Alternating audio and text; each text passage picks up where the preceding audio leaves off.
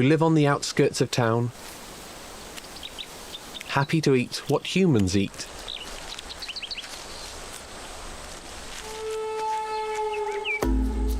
The lion-tailed macaques realize these distant relations mean them no harm, and welcome their urban cousins, even allowing some friendly grooming.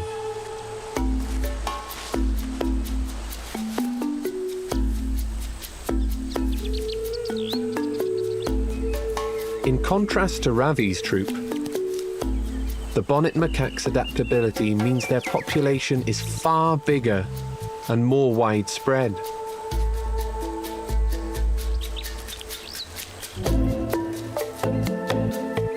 Ravi and Nina can see that not all of the forest residents are a threat.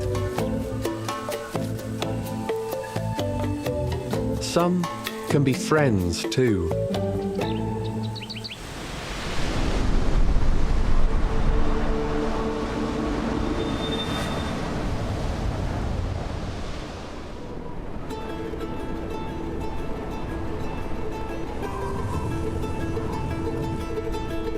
Life in the Western Ghats is dictated by the monsoon rains, which sweep in from the southwest. The Ghats influence the area's weather patterns by intercepting the rain-laden monsoon winds. It is this hot, wet climate that makes this part of India one of the most biodiverse places on Earth.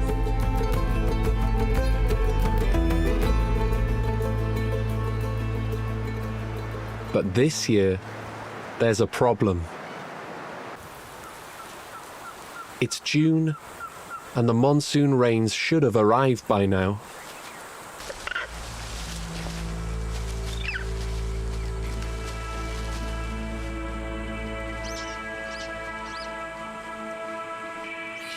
Many of the fruits won't grow until the ground is replenished with water.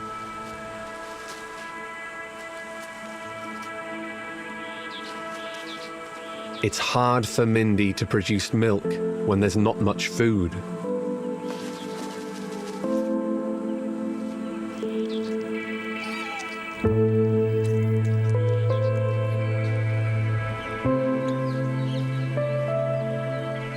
As Ravi and his sister grow, they sap more and more of Mindy's energy.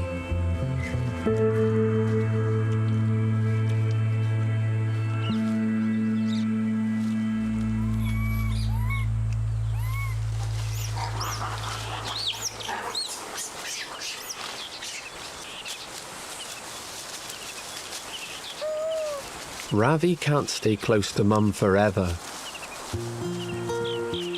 Unlike his sister, he'll eventually leave the troop and roam the forest with other males, before hopefully commanding a family of his own.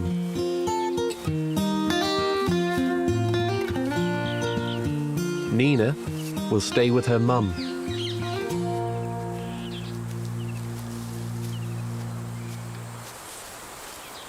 Ravi can learn a lot following Mindy as she searches for food. A few dry husks are all she can find today.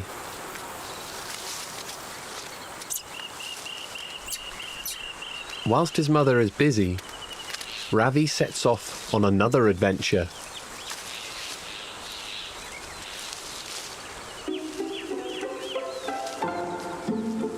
His climbing efforts soon gain an audience. This young aunt has yet to have a baby of her own and is desperate to get some maternal experience. She lacks a mother's touch. A grabby aunt isn't helpful when learning to climb. Ever watchful, Mindy steps in.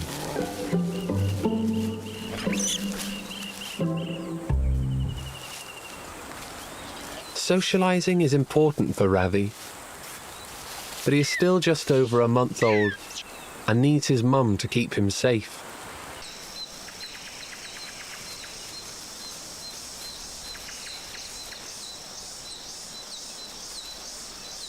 With so much of their natural habitat destroyed, pickings are sparse. It's down to Zane to find more food.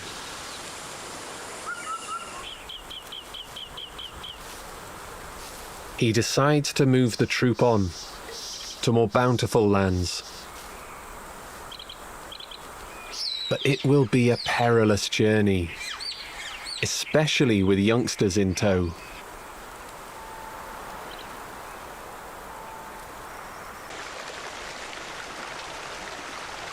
A river is the first obstacle.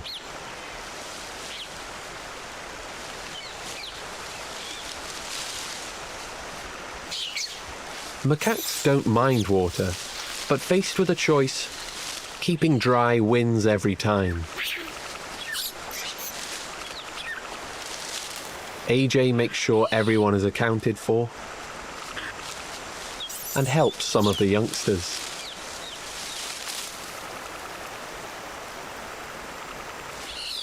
Despite carrying 2 babies, Mindy's as agile as ever.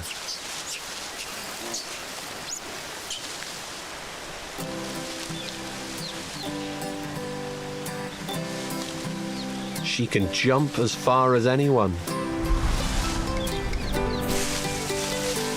And few can jump quite like a lion-tailed macaque.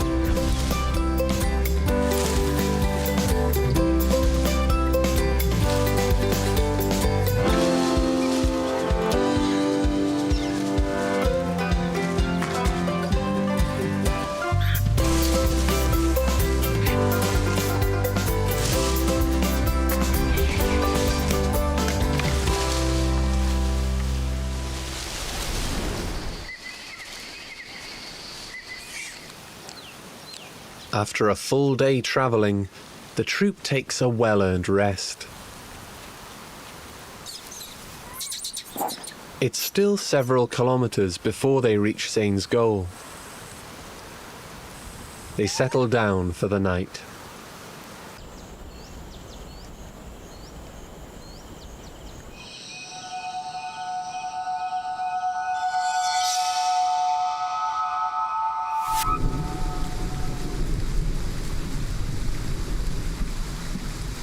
Daybreak.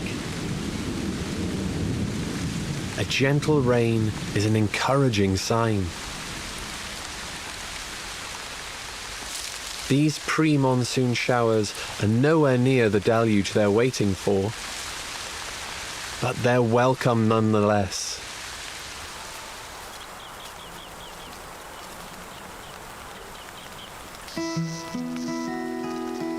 They've reached another tea plantation. This was once part of their forest home. But now, some larger neighbours have taken up residence.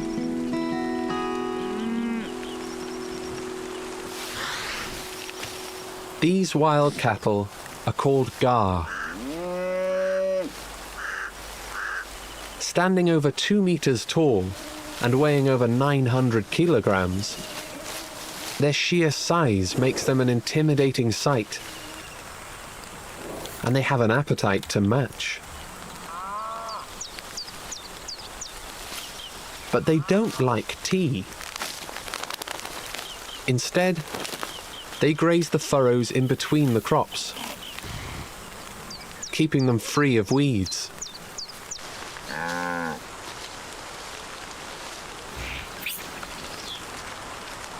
Mindy keeps Ravi and Nina close to her side.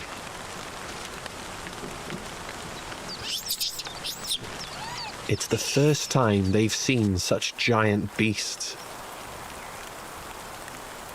And they can see how the troop gives them a wide berth.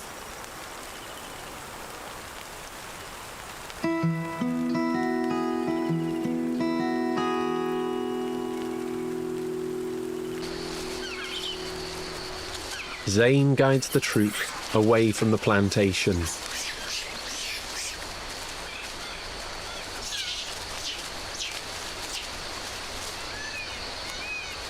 AJ once again hangs back, making sure everybody's through.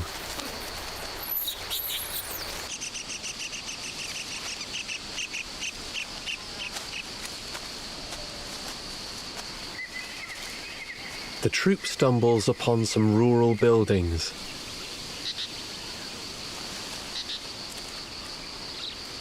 Curious by nature, they explore. This could be the perfect opportunity for their next meal.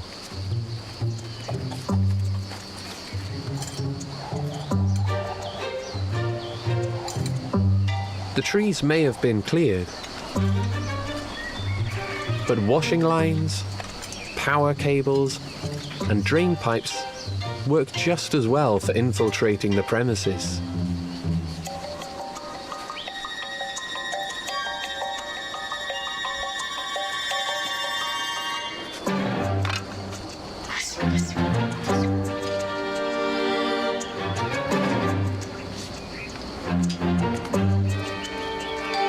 The hope of something to eat draws Mindy closer.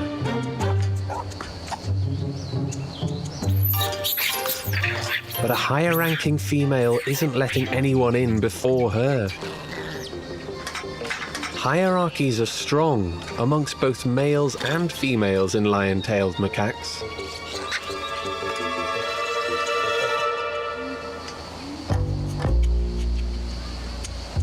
Mindy's lower down the social ladder, so she will have to wait her turn. For those at the top, Zane's tenacity pays off. A bag of candy. Hardly nutritious, but monkeys have a sweet tooth just as humans do.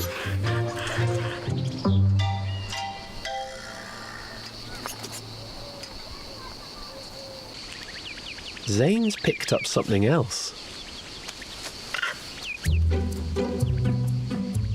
A mirror, and he's mesmerized.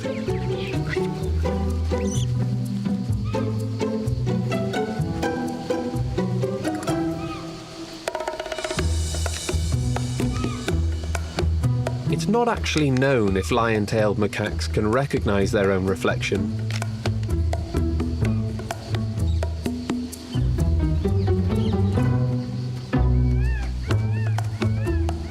He likes what he sees.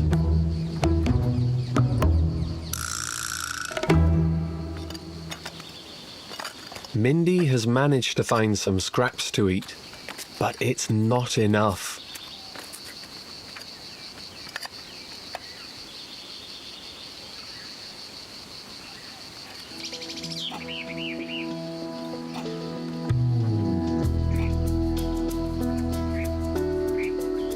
Zane knows that to stay in power, he needs to keep the troop fed.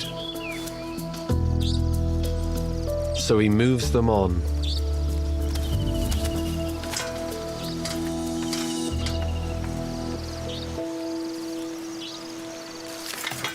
But just meters away from the buildings, there's another obstacle to overcome.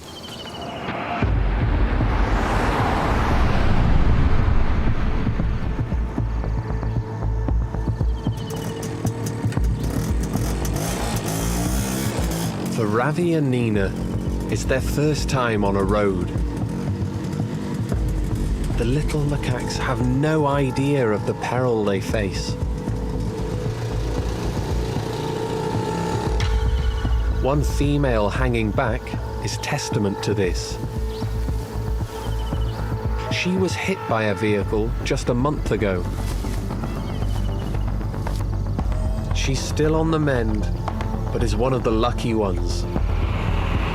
Many do not make it.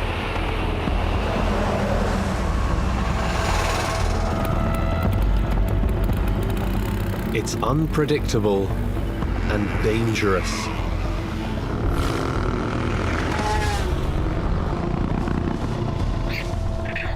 But the hungry troop has no choice.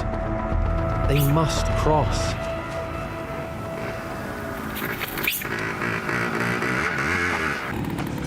Mindy takes her chance.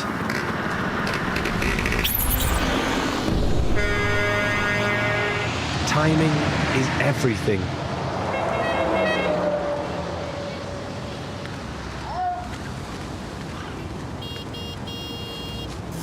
A few close shaves, but they've made it.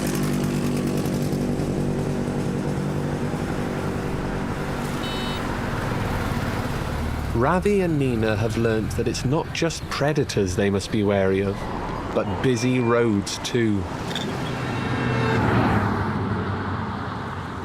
Ravi's generation are learning to adapt to a life alongside an ever-increasing human population.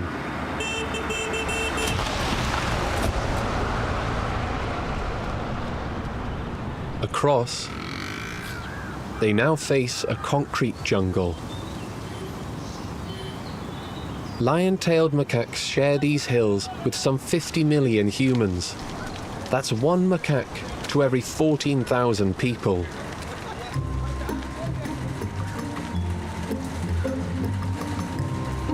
For the twins, it's a whole new world.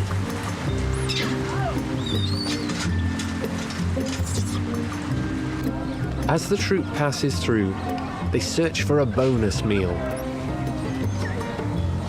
Rice is a carb-rich treat.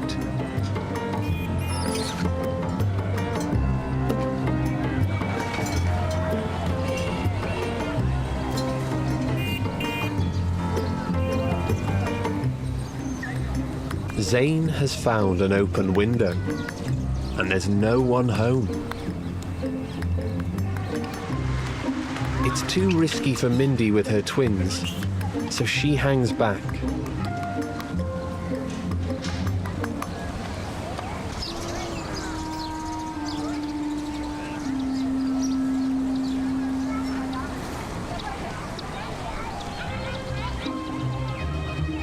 There's no rich pickings to be had inside, and some of them have been spotted.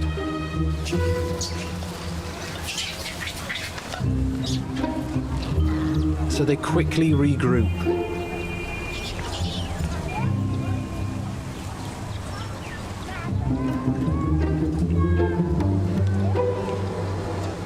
The opportunistic macaques are unwelcome here.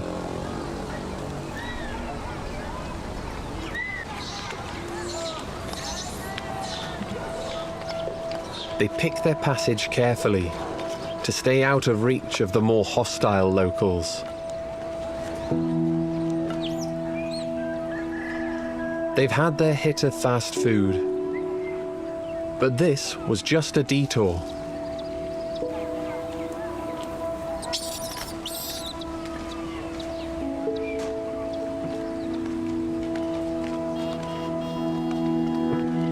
Zane knows where he's taking the troop.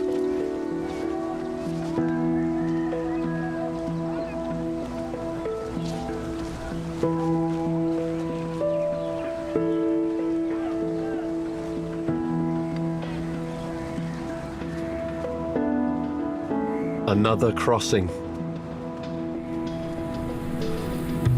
And despite their frosty welcome in town, here people are more affable towards the roaming macaques.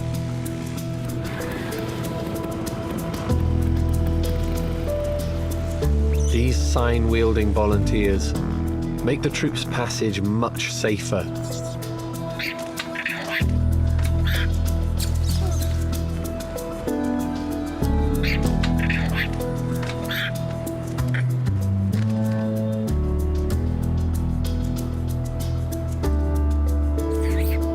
The long journey has finally paid off.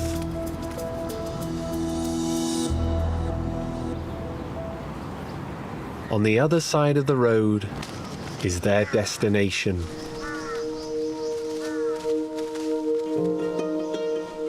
An early fruiting tree. A lifeline while the troop waits for the monsoon to properly commence. Zane's led them to a part of the forest where the soil is rich, deep, and porous. Perfect for this old jackfruit tree to flourish.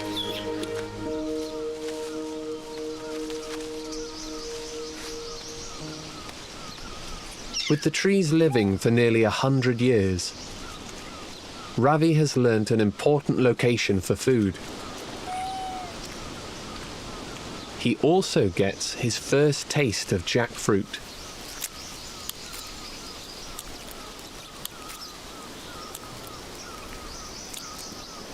The large pods fall to the ground when overripe.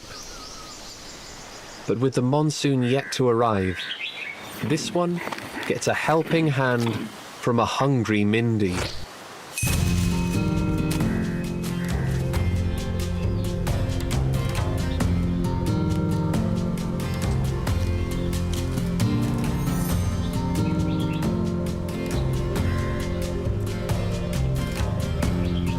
She uses her cheek pouches, which can store as much food as her stomach.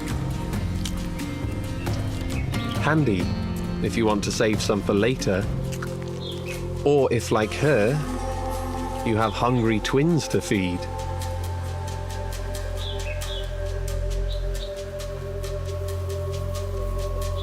As the macaques eat, they disperse the seeds,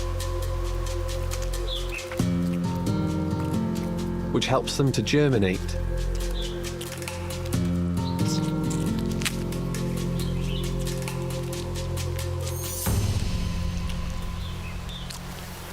But for more fruit to flourish throughout the macaques' home, they need the monsoon to arrive.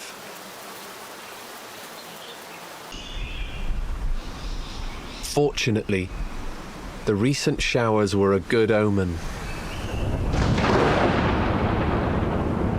These darkened skies hail the change the troop has been waiting for.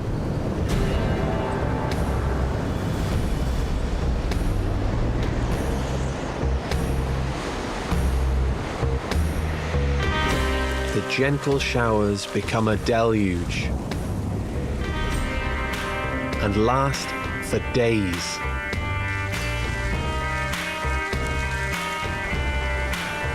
Rivers and streams flow freely through the forests once again, bringing new shoots of life to the undergrowth, including the troop's precious jackfruit.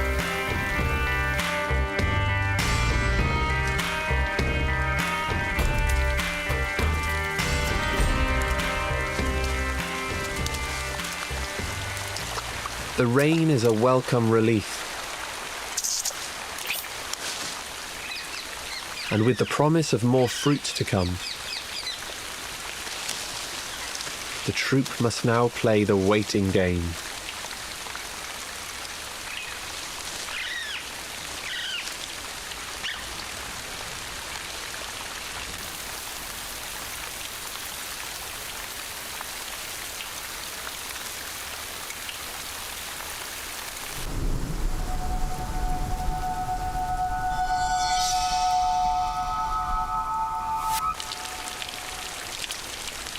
Several weeks pass, and the monsoon has drenched the Western Ghats.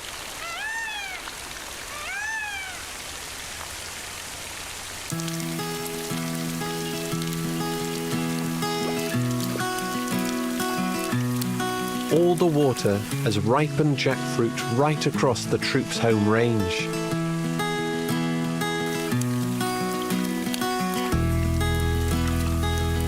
Plump and sweet from the nourishing conditions, they also provide a feast for swarms of fruit flies.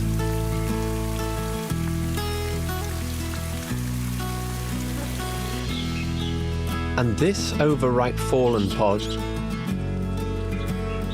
is welcomed by an Indian muntjac.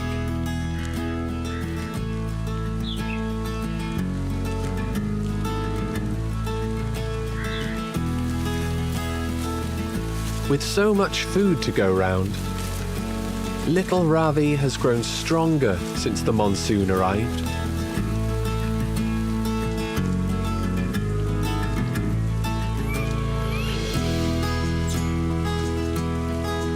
His confidence in his climbing is growing, while Nina still prefers to stay close to Mum.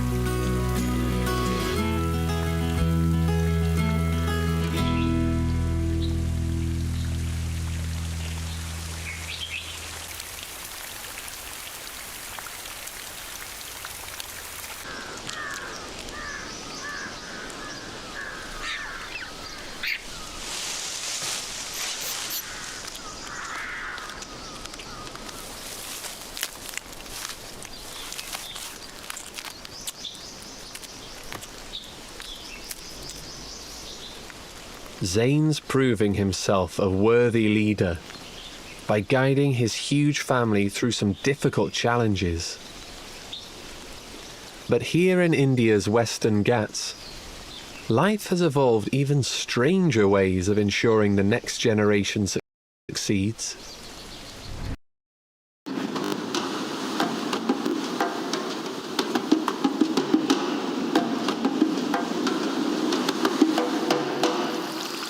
The monsoon sets the stage for one of the region's most exotic shows.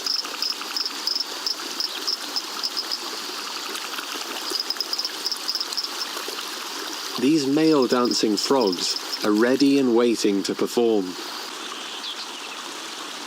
Curious Ravi heads over for a front row seat.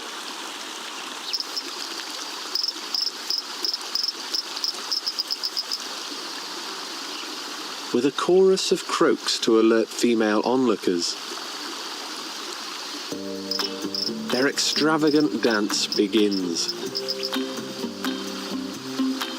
They start by stretching one hind leg at a time, spreading their toes to reveal a dark webbing. The more expressive the dance, the more chance they'll get noticed.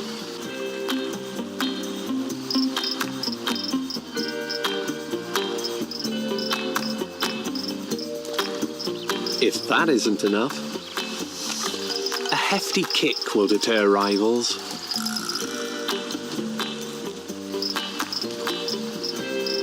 Competition is fierce, with 100 male dancing frogs to every one female. They continue in the hope that a passing female will notice them and secure the next generation of dancing frogs.